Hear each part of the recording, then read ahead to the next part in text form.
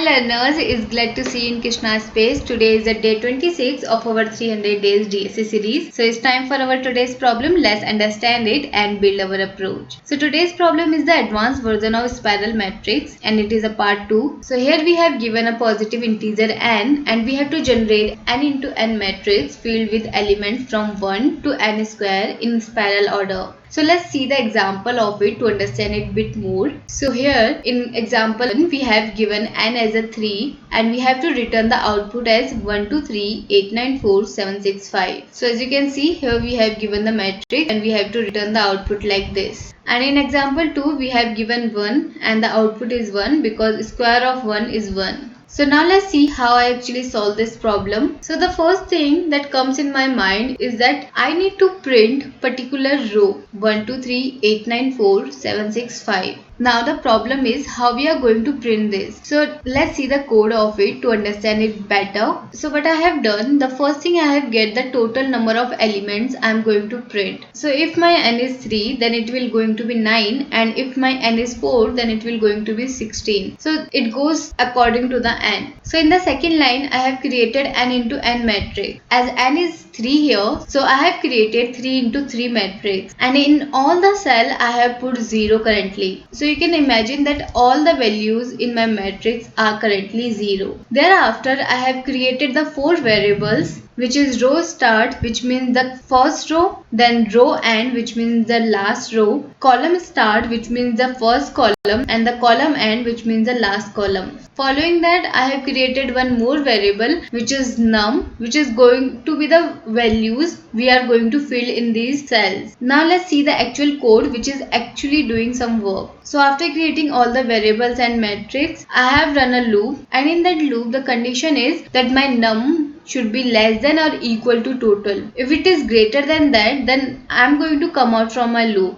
As we know, my total will be 9 here. So that means if my num is going to be greater than 9, so we are going to come out from this loop. In the loop, I have created many loops which are helping me to fill the numbers in my matrix. Now let's see the first loop. In the first loop, we are trying to fill the first row 1 2 3. So it is starting from column start to column end, and after filling 1 2 3 we are going to increment our row start. If my row start was 0 then it will become 1 now. Following that I have run a condition here. If my num, which is currently 3, will going to be greater than total, then we will going to be come out from my loop. But if it is not, then we are going to go forward. And this line of code is present in every loop so that if my condition has fulfilled, then we are going to be come out from my loop. In the second loop, we are trying to fill 4 and 5. So for that, we have started from row start to row end. And after filling 4 and 5, we are going to decrement our column end, which will become 1 now. Thereafter, we are going to print 6 and 7. So for that, we have run a reverse loop from column end to column start. And then we are going to print 6 and 7. And we are going to decrement our row end, which will become 1 now. And in the next loop, we are going to print the column start. That means we are going to print 8, which is also going to be in a reverse manner. And it will start from row end to row start minus 1. After filling the 8, we are going to run again the loops. But this time we will go inside. And we will do the same thing which we have done in the outer side, like the last spiral problem. So after filling the line,